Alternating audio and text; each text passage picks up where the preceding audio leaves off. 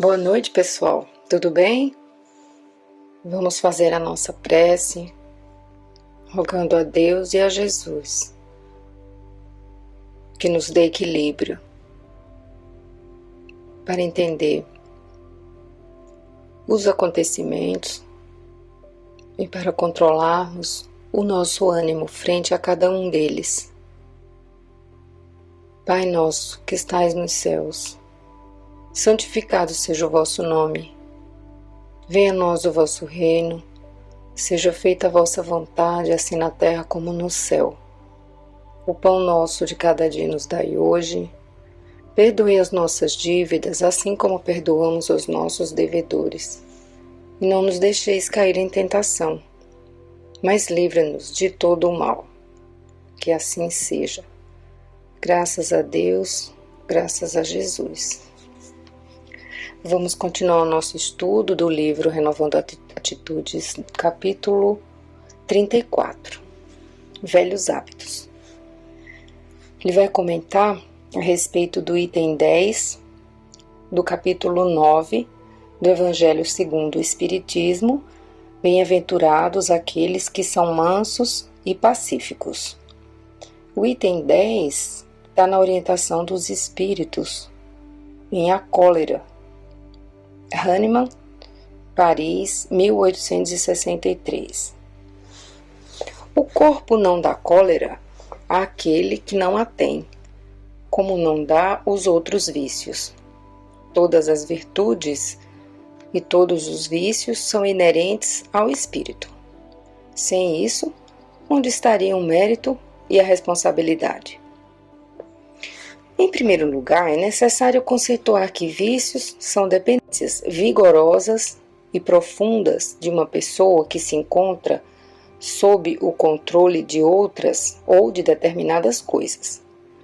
Portanto, deve ser considerado como vício não apenas o consumo de tóxicos e de outros produtos de origem natural ou sintética. O conceito é mais amplo. Analisando-o em profundidade, podemos interpretá-lo como atitude mental que nos leva compulsoriamente à subjugação de pessoas e situações. Muitos de nós aprendemos a ser dependentes desde cedo, dirigidos por adultos superprotetores que nos imprimiram clichês psíquicos de repressão, que se refletem até hoje como mensagens bloqueadoras dentro de nós e que não nos deixam desenvolver o senso de autonomia e de independência. Outros trazem enraizadas experiências em que lhes foi negada a possibilidade de exercer a capacidade de seleção de amigos e parceiros afetivos em virtude da intervenção de adultos prepotentes. Essa nociva interferência torna-os, mais tarde, indivíduos de caráter oscilante, indecisos, assustados e inseguros. Outros ainda, por terem sofrido experiências conflitantes em outras encarnações, em contato com criaturas desequilibradas e em clima de inconstância e desarmonia, são predispostos a renascer hoje com maior identificação com a instabilidade emocional. Dessa forma, entendemos que os fatores que propiciam os vícios e as compulsões ocorrem em ambientes familiares e sociais desarmônicos, desta ou de outras encarnações, onde deixamos as pressões, traumas, coações, desajustes e conflitos se enraizarem em nossa zona mental ou perispiritual, porquanto os vícios não passam de efeitos externos de nossos conflitos internos. Vale ressaltar que nossa sociedade, a rigor, é extremamente machista, razão pela qual muitas mulheres foram educadas para aceitar comportamentos dependentes como sendo virtudes femininas, o que as leva a viver dentro de demarcações estreitas do que elas devem ou podem fazer.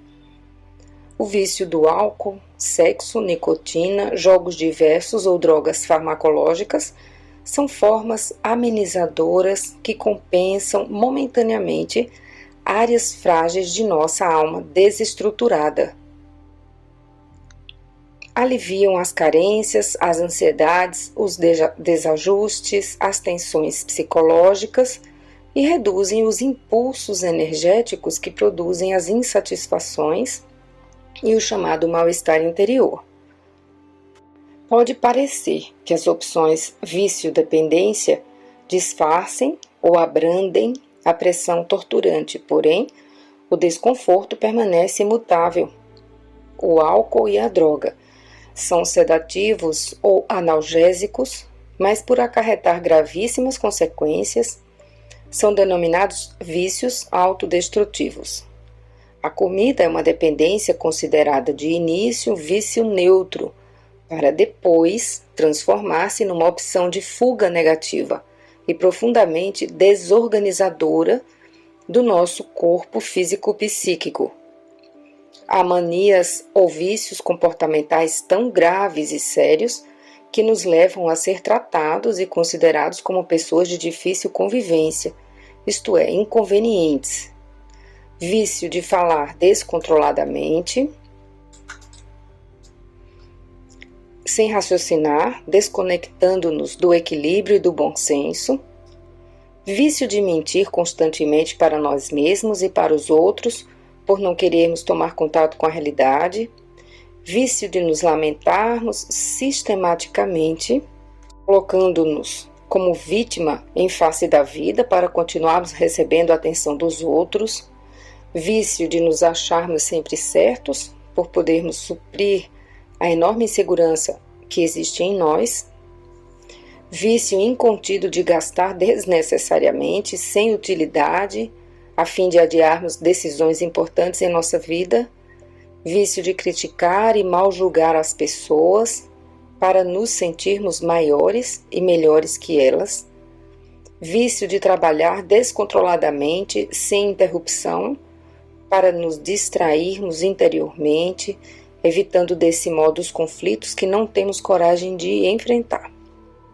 Inquestionavelmente, as chamadas viciações resultam do medo de assumir o controle de nossa vida e, ao mesmo tempo, do medo de nos responsabilizarmos por nossos atos e atitudes, permitindo que eles fiquem fora de nosso controle e de nossas escolhas.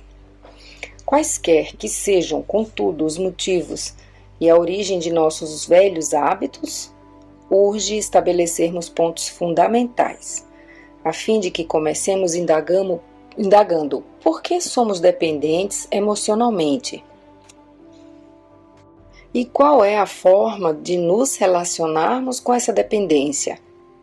Aqui estão alguns itens a ser também observados e que provavelmente nos ajudarão a ser mais independentes, além de capazes de satisfazer nossos desejos e vocações naturais.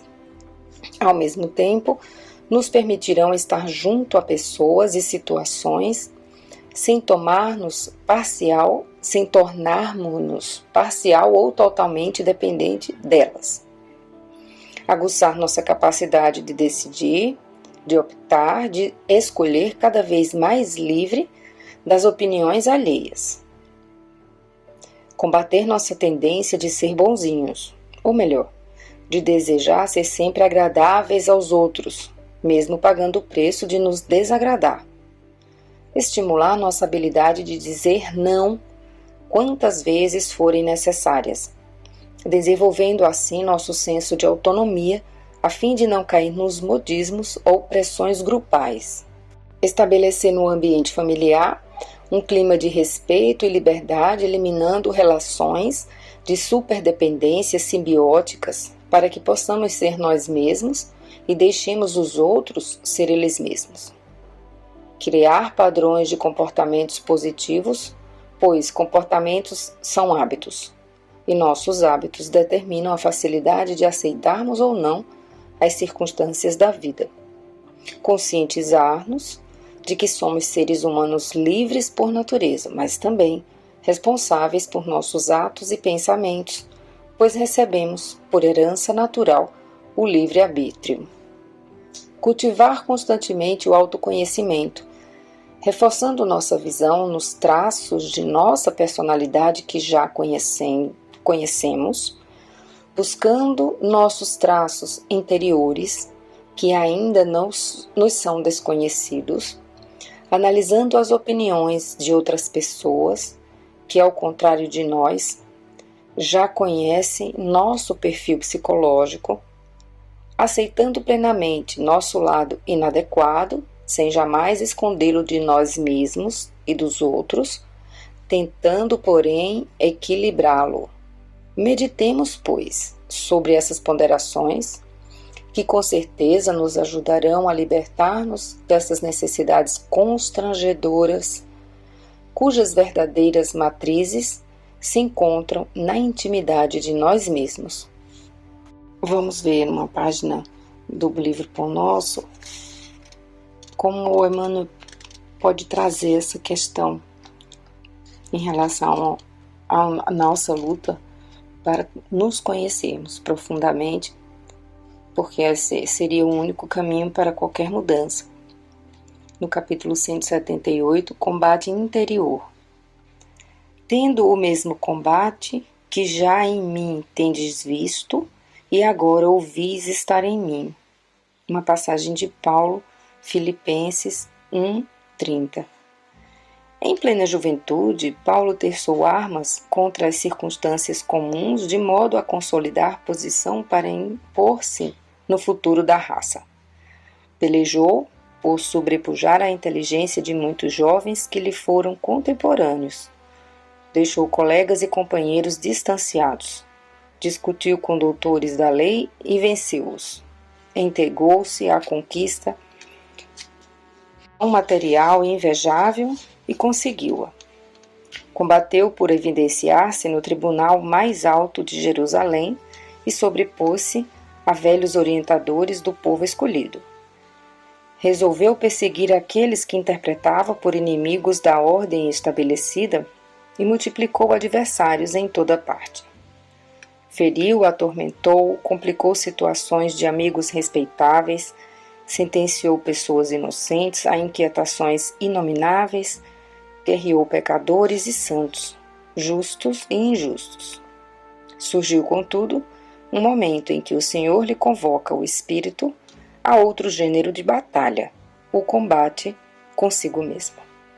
Chegada a essa hora, Paulo de Tarso cala-se e escuta. Quebra-se-lhe a espada nas mãos para sempre. Não tem braços para hostilizar, e sim para ajudar e servir. Caminha modificado em sentido inverso. Em vez de humilhar os outros, dobra a própria serviço. Sofre e aperfeiçoa-se no silêncio com a mesma disposição de trabalho que o caracterizava nos tempos de cegueira. É apedrejado, açoitado, preso, incompreendido muitas vezes, mas prossegue sempre, ao encontro da divina renovação. Se ainda não combates contigo mesmo, dia virá, em que serás chamado a semelhante serviço.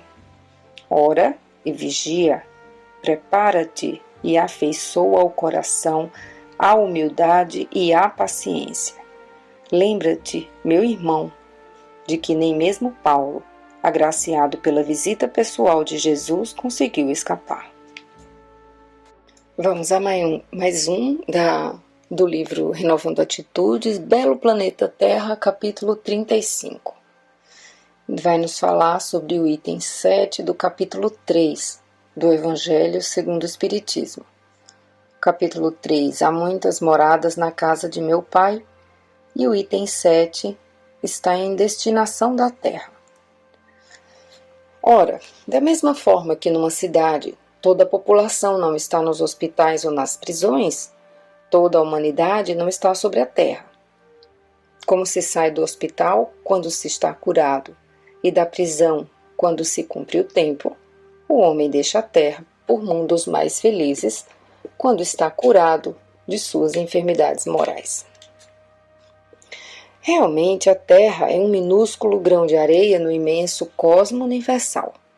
Mundos incontáveis, estrelas de maior grandeza que o Sol, circulam pelos complexos interplanetários, e constelações inúmeras se encaixam em galáxias de milhares de anos-luz.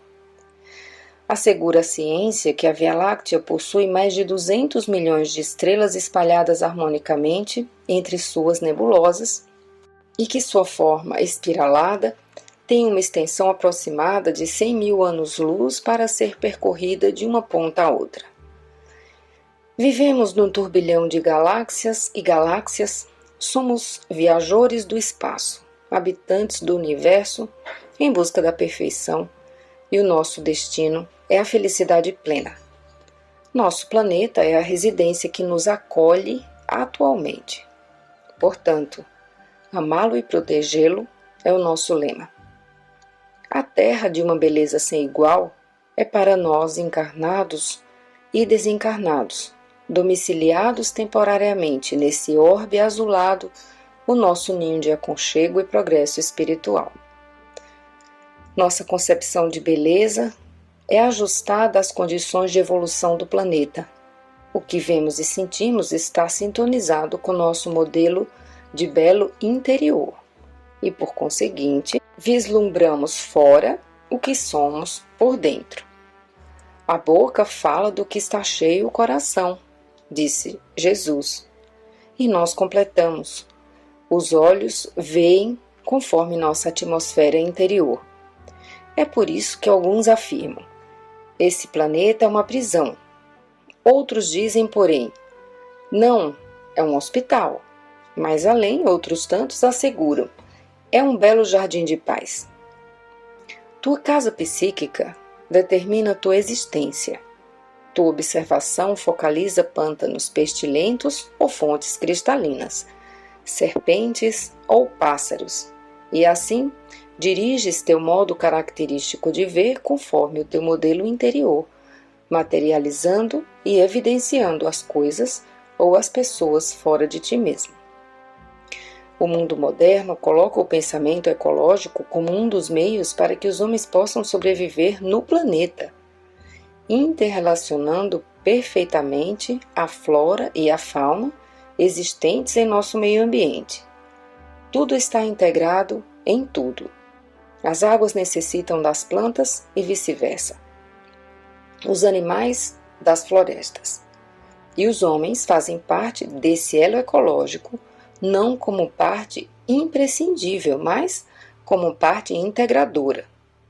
Allan Kardec, um dos precursores do pensamento ecológico desde 1868, refere-se à providência divina como a atenção de Deus para com tudo e todos, definindo-a como a solicitude que está por toda parte, tudo vê e a tudo preside, mesmo as menores coisas. É nisso que consiste a ação providencial. Transcorrido mais de um século, a humanidade continua estudando e observando essa atenção celestial, em que cada ser vivo do planeta se interconecta, sendo todos essencialmente necessários para a manutenção de todos, e aprendendo a ver a vida em suas harmoniosas relações de autoajuda, visto que submetida sempre a uma ação superior e inteligente que a todos provê. Paralelamente, e em razão disso, se os rios e as florestas morrerem, os homens também perecerão de modo parcial. Todos nós somos natureza, somos vida em abundância. Também tu és natureza, e as várias moradas às quais se referia Jesus são hoje, pelo Espiritismo, levadas a outras tantas interpretações de maior compreensão e discernimento quanto ao modo de examinar e analisar a vida do planeta. Ama a terra, ama a natureza, nosso mundo, nossa casa. Temos duas citações, a boca fala do que está cheio o coração, é de Lucas 6,45, e a solicitude que está por toda parte, tudo vê e a tudo preside, está em Gênesis, de Allan Kardec, capítulo 2, item 20. Vamos complementar com o capítulo 41, no futuro, do livro Pão Nosso. E não mais ensinará cada um a seu próximo, nem cada um a seu irmão, dizendo: Conhece o Senhor, porque todos me conhecerão, desde o menor deles até o maior. Paulo, Hebreus 8:11. Quando o homem gravar na própria alma os parágrafos luminosos da divina lei, o companheiro não repreenderá o companheiro, o irmão não denunciará outro irmão, o cárcere cerrará suas portas, os tribunais quedarão em silêncio, canhões serão convertidos em arados, homens de armas volverão à sementeira do solo, o ódio será expulso do mundo, as baionetas repousarão. As máquinas não vomitarão chamas para o incêndio e para a morte, mas cuidarão pacificamente do progresso planetário. A justiça será ultrapassada pelo amor. Os filhos da fé não somente serão justos, mas bons, profundamente bons. A prece constituir-se-á de alegria e louvor, e as casas de oração estarão consagradas ao trabalho sublime da fraternidade suprema. A pregação da lei viverá nos atos e pensamentos de todos, porque o Cordeiro de Deus terá transformado o coração de cada homem em tabernáculo de luz eterna, em que o seu reino divino resplanderá para sempre. Que possamos vibrar com essa sensação e intuição do progresso, que comece em cada um. Boa semana a todos.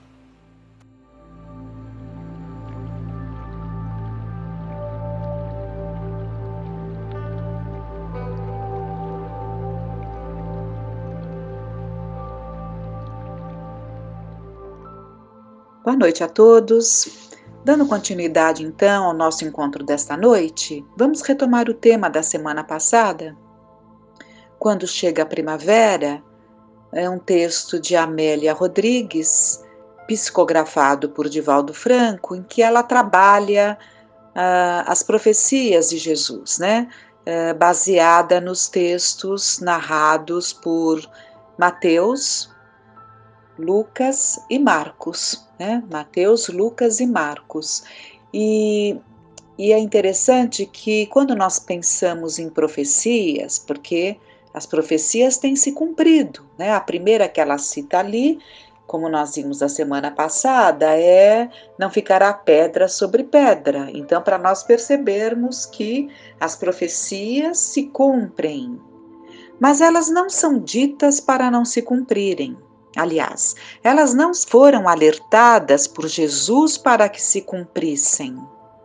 Na verdade, Jesus, quando nos alerta desses tempos, dos tempos que chegariam e hoje são chegados, né? Hoje chegaram, vivemos esses tempos, ele nos alertou lá para que pudesse ter sido de outra forma. Então nós podemos depreender que as profecias, elas partiram de Jesus como um alerta para que não se cumprissem. Ele nos mostrou que o distanciamento do bem, o distanciamento que manteríamos dele, nos levaria a viver todas aquelas situações que ele coloca, que ele aponta.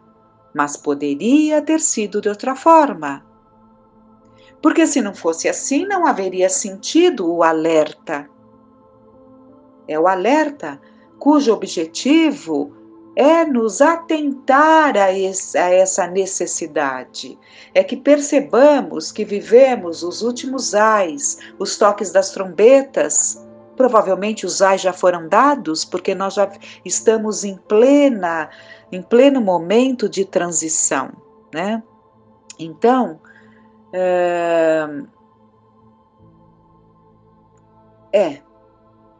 haverá muitos ais, né? Se compreendermos os ais como a dor maior, né?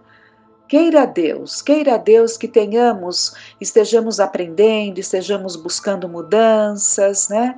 Para que as coisas possam efetivamente tomar o rumo para que vieram.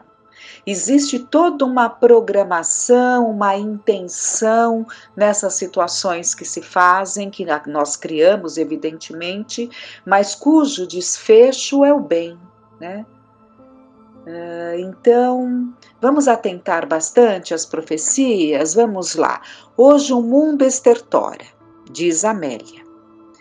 Os clarões das deflagrações dos artefatos nucleares ocultam a claridade do sol e os que lhes sofrem o pesadelo não dispõem de tempo para vir ao lar ou fugir para os montes. Ela se reporta aqui às guerras nucleares, né, em que não há tempo para nada.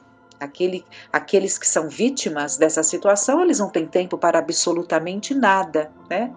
E Jesus falou lá, né, que quem estivesse nos telhados não teria tempo de descer.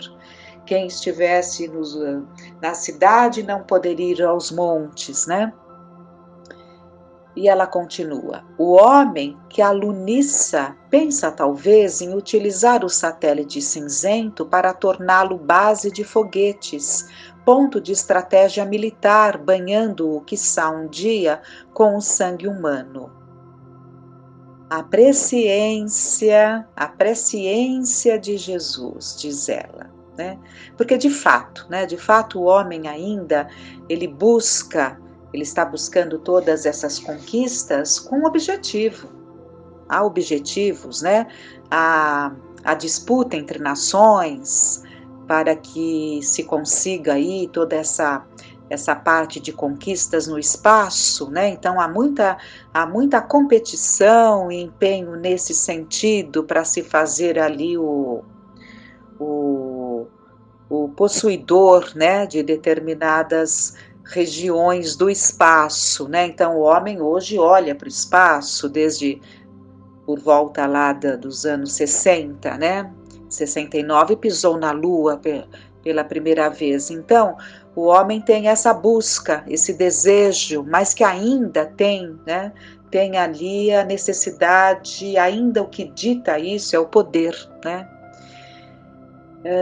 Mas eu estou me lembrando agora que lá nos anos após 69, né? Ou por aquela época, perguntaram ao Chico sobre essa situação, né, de tanto dispêndio, tantos gastos com essas conquistas e tanta fome, tanta necessidade. E ele disse que não nos preocupássemos, né, com essas buscas, porque elas seriam muito importantes no porvir.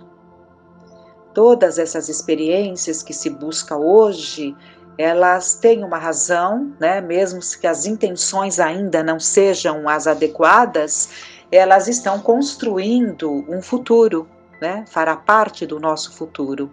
Mas o Chico complementa ali que não se chegaria a pontos tão desejados enquanto a fraternidade não estivesse imperando nos corações, né? Então, há todo um caminho sendo traçado, mas realmente aquilo que se busca, aquilo que se deseja, só se dará quando tiver havido mudança efetiva no coração humano. Continuando. Jerusalém, coloca Amélia.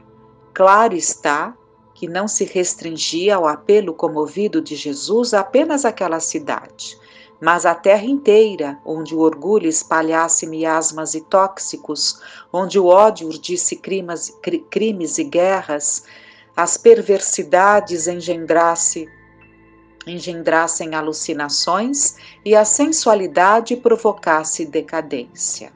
Então, Jerusalém simboliza a nossa terra, simboliza todos nós, humanidade da terra. Quando ele fala, ó Jerusalém, Jerusalém, ele se dirige a todos nós.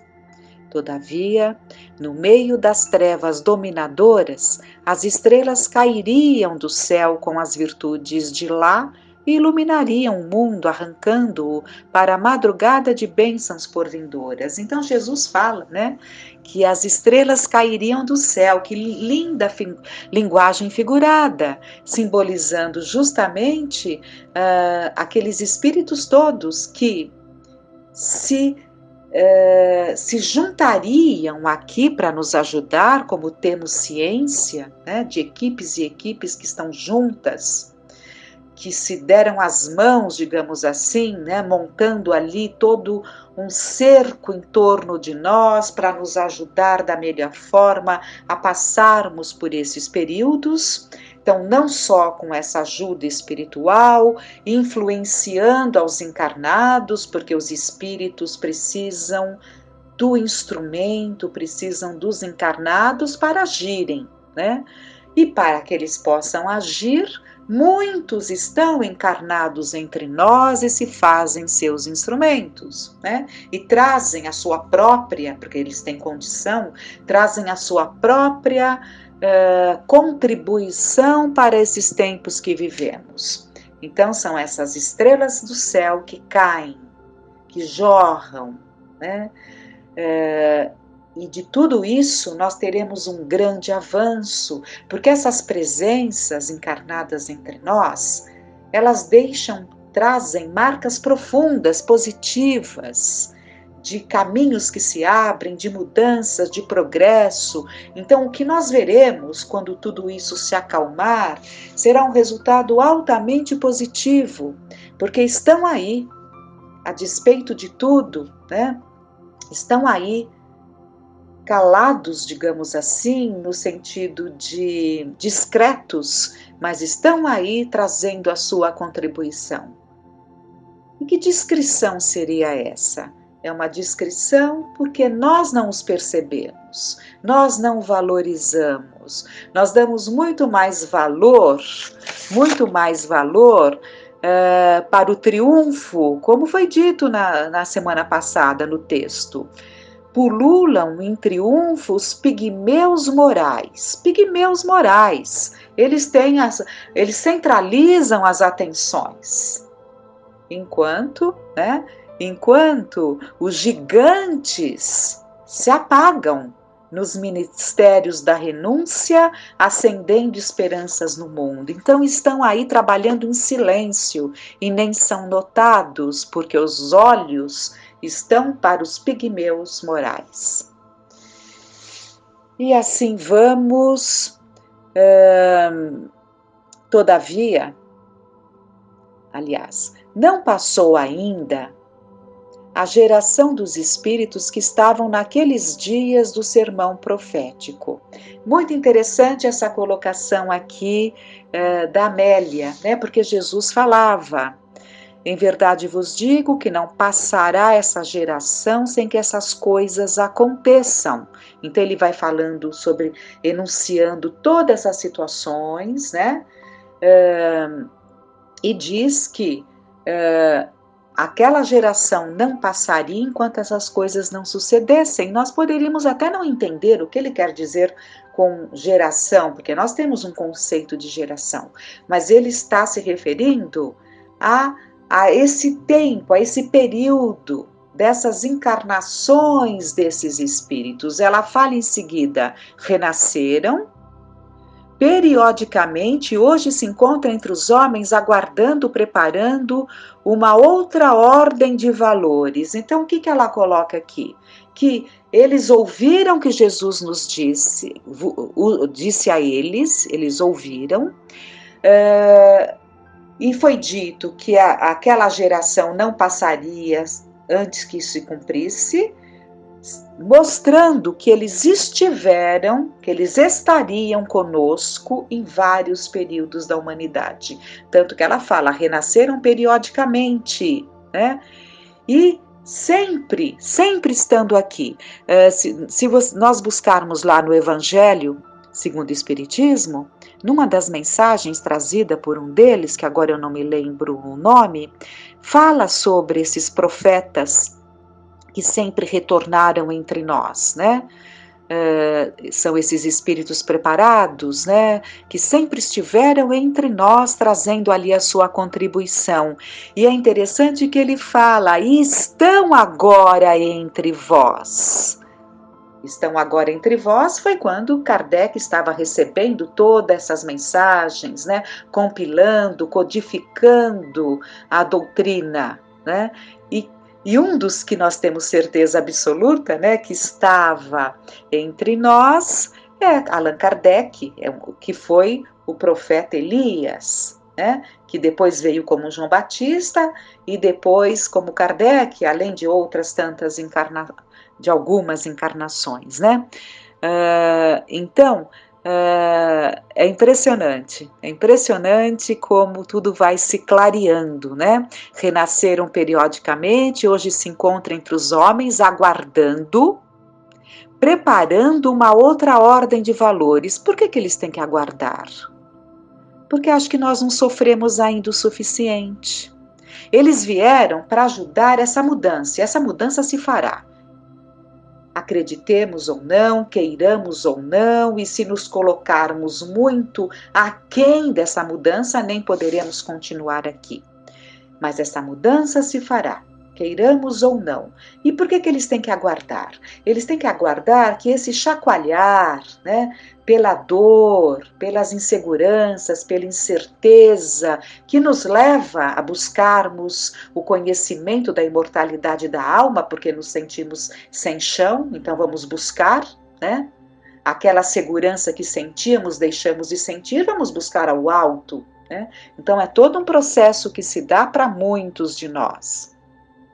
E eles aguardam justamente que essa dor, que esse período em que a dor se faz mais intensa, possa produzir os efeitos, né? Para que eles consigam preparar essa outra ordem de valores.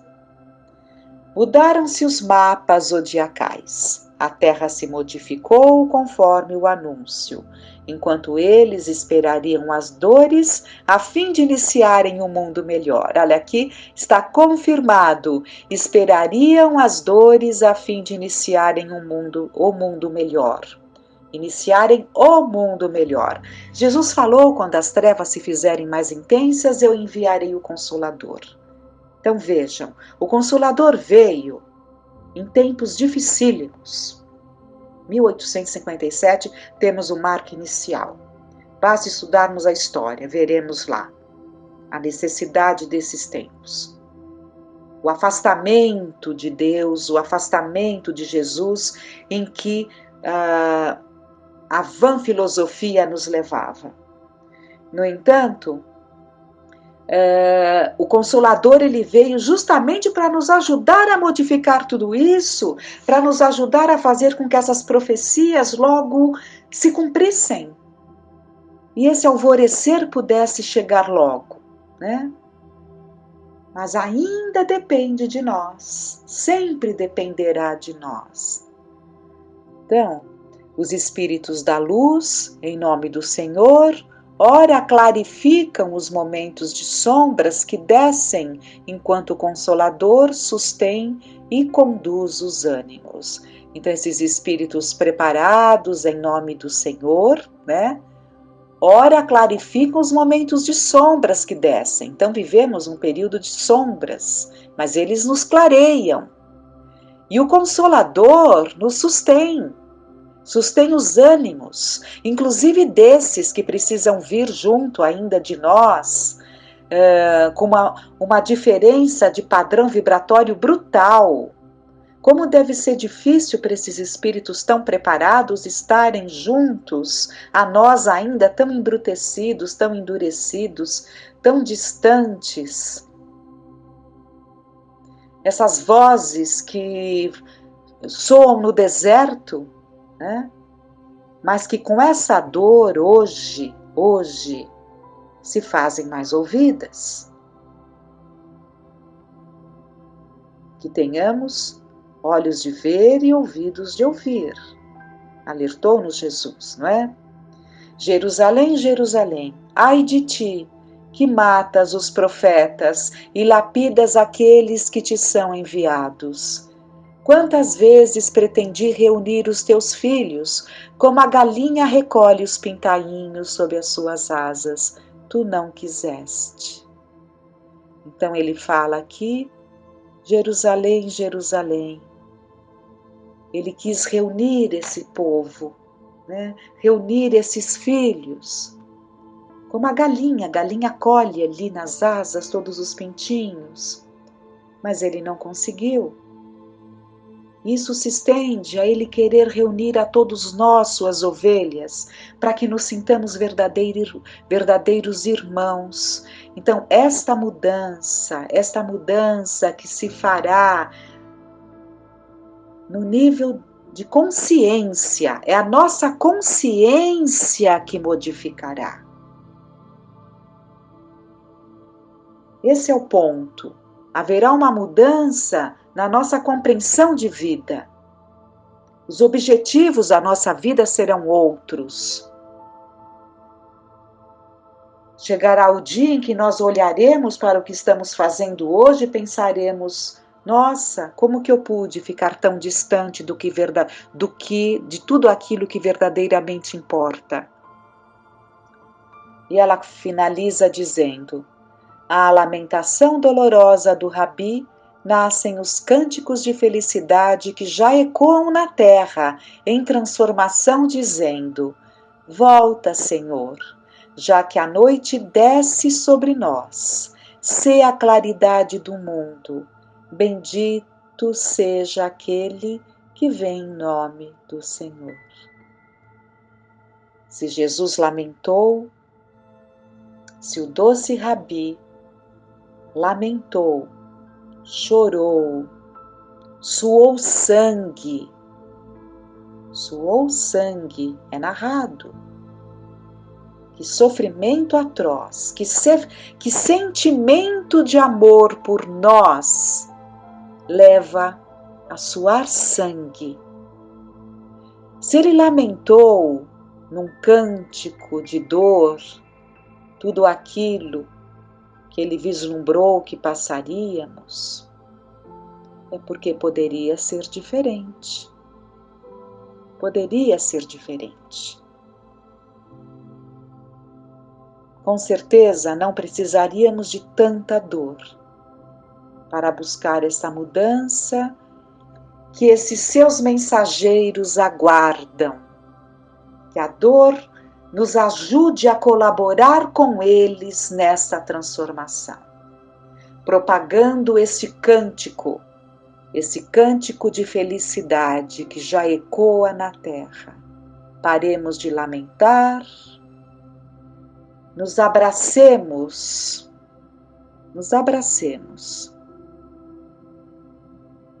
sentindo as bênçãos que vêm do alto, que de nossos corações nasçam os bons propósitos de abraçarmos a causa do Cristo, colaborando dentro das nossas condições, para que o Evangelho do Cristo se implante em nossos corações. Tenhamos uma noite de paz.